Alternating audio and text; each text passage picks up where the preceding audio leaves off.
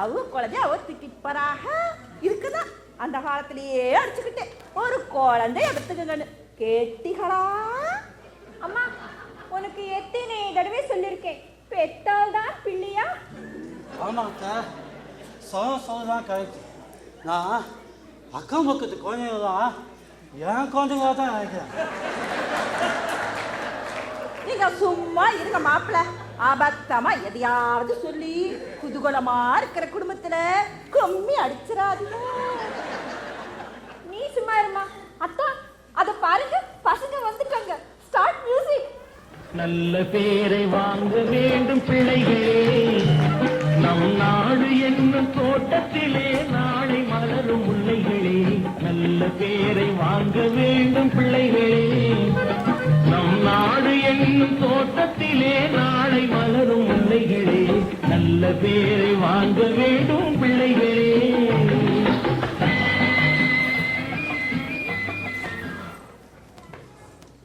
இப்படியே 2 பேரும் அக்கம் பக்கத்து பிள்ளைகளா தூக்கி வச்சுட்டு ஆடிக்கிட்டு பாடிக்கிட்டே இருங்க. ஒரு நாள் இல்லாட்டி ஒரு நாள் போலீஸு புள்ள பிடிக்கிற கேஸ்ல உள்ள தள்ள போறாங்க. ஆமா தான், கொஞ்சி விளையாட நமக்குன்னு ஒரு குழந்தை இல்லையே.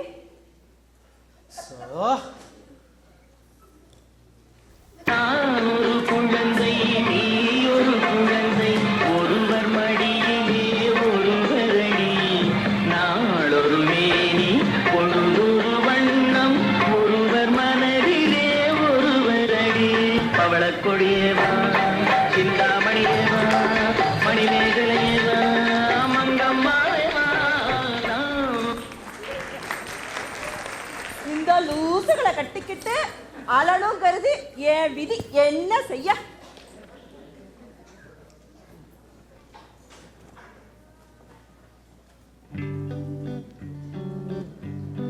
வணக்கம் பாட்டி, சௌக்கியமா? ஏதோ இருக்கேன்ப்பா. வயசான கிழவி ஒருத்தி இருக்கேனே, பெரியம்மா பெரியப்பா இருக்காங்களே, போய் பார்த்துட்டு வருவோன்னு உனக்கும் தோணல, உங்க அம்மா அப்பாவுக்கும் தோணலல்ல? பாட்டி, நான் எங்கே வருவேன் எப்படி வருவேன்னு யாருக்கும் தெரியாது. ஆனா வர வேண்டிய நேரத்திலே கண்டிப்பா வருவேன். ஆமா, எங்க இந்த லவ் பேர்ட்ஸை காணோம்? ரெண்டும் ஒரு பாட்டை பாடிக்கிட்டே வெளியே ஓடிச்சுங்க. அங்க யாராவது கல்லா நடிச்சா உள்ளுக்கு ஓடி வந்துடுங்க. என்ன பாட்டி சொல்ற? எங்க பெரியப்பாவை கல்லால் அடிக்கிறதா? என்ன மீறித்தான் எவனா அடிக்க முடியும்? ஏண்டாப்பா, கல்ல நீதான் போடுவீங்கறியா? ஹாய் பெரியப்பா, ஹாய் பெரியம்மா. ஏய் முத்து, உனக்கு எத்தனை தடவை சொல்லியிருக்கேன், என்னை பெரியம்மான்னு கூப்பிட கூடாதுன்னு.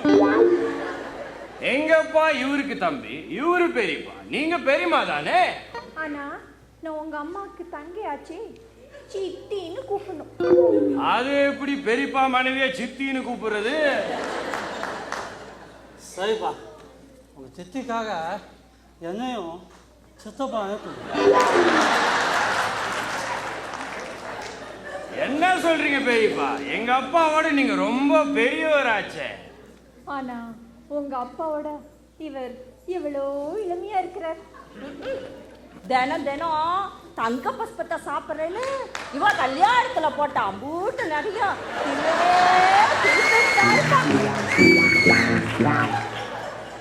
அவரு தங்க பஸ்பம் சாப்பிடுறாரு. உங்க இளமையின் ரகசியம் என்ன சித்தி?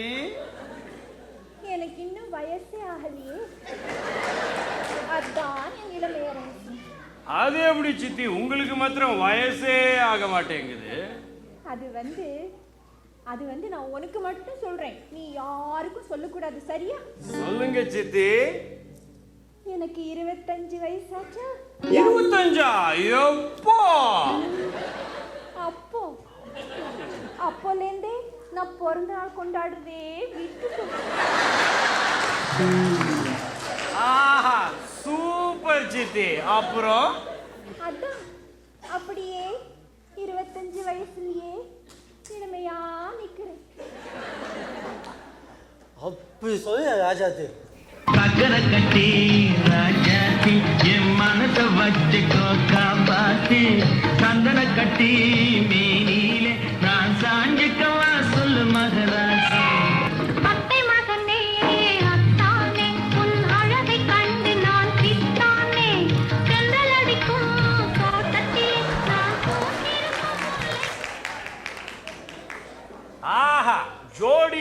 இப்படிலே இருக்கணும். இளமையா இனிமையா இன்பமா பாடிக்கிட்டு பாட்டி நானும் இவங்கள போலவே தான் வாழ ஆசைப்படுறேன்.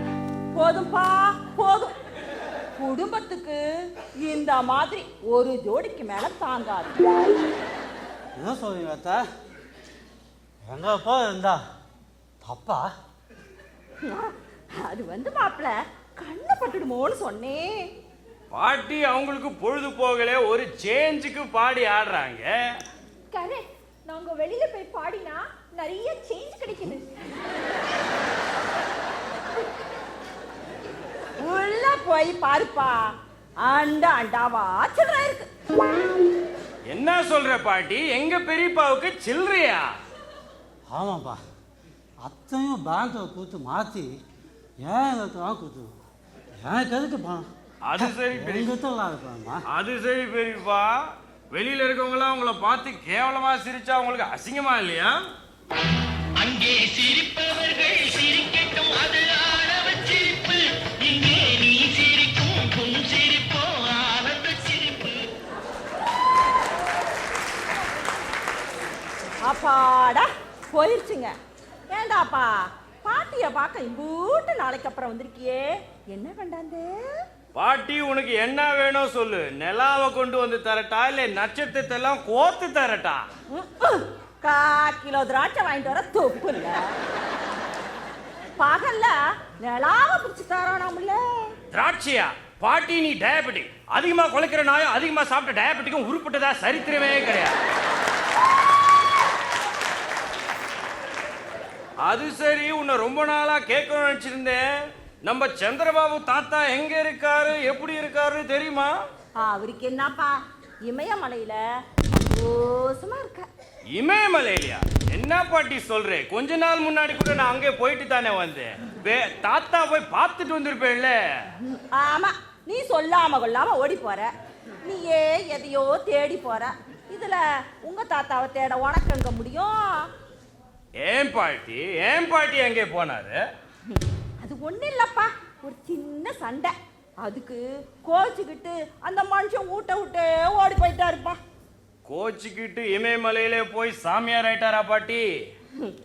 அத ஏன் கேக்குற? அந்த பாவி மனுஷன் அங்க போய் ஒரு சின்ன பொண்ணா பார்த்து கட்டிக்கிட்டு செட்டில் ஆயிட்டாராம். இது கேட்காம இருந்திருக்கலாம். நான் வரேன் பாட்டி. என்ன நடந்தது சொல்லட்டுமா? கதை சொல்லி ரொம்ப நாளாச்சுப்பா. தாத்தா ஓடி போன கதையா? சொல்லு. ஆனா கொஞ்சம் சுருக்கமா சொல்லு, ஏன்னா நான் ரொம்ப பிஸி. சுருக்கமாவே சொல்றேன்ப்பா. பிளாஷ்பேக்லயும் இதே படவேல தான் இருப்பேன். என்ன இது கூட தெரியாதா எனக்கு?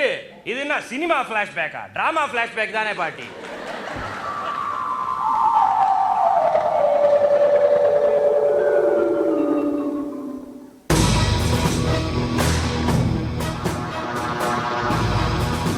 நீங்கள் பார்த்து மகிழ்ந்து கொண்டிருப்பது USIA பெருமையுடன் வழங்கும் எங்களது 5வது படைப்பு எங்க வீட்டு தொல்லை தொடர்கிறது.